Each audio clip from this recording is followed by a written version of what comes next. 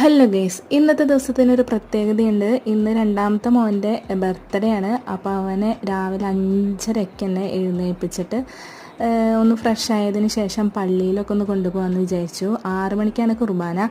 അങ്ങനെ അവൻ ഒരു മടിയും കൂടാതെ എണീറ്റ് ഫ്രഷ് ആയിട്ട് ഇതേപോലെ ഡ്രസ്സൊക്കെ മാറി നേർച്ചയൊക്കെ എടുത്തിട്ട് ഞങ്ങൾ പള്ളിയിലോട്ട് പോയി. വൈകിട്ടാണ് കേക്ക് കട്ട് ചെയ്യുന്നത്. അപ്പോൾ കേക്ക് ഞാൻ ഓർഡർ ചെയ്തിട്ടുണ്ടായിരുന്നു. അതിൻ്റെ ഒരു ചെറിയൊരു വീഡിയോ ഞാൻ ആദ്യം ഇട്ടിട്ടുണ്ടായിരുന്നു.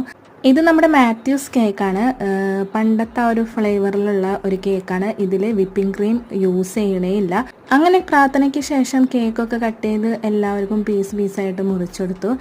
ഇതിൻ്റെ ഇടയിൽ അവരുടെ പേരൊക്കെ അവർ തന്നെ കഴിച്ച് തീർത്തു.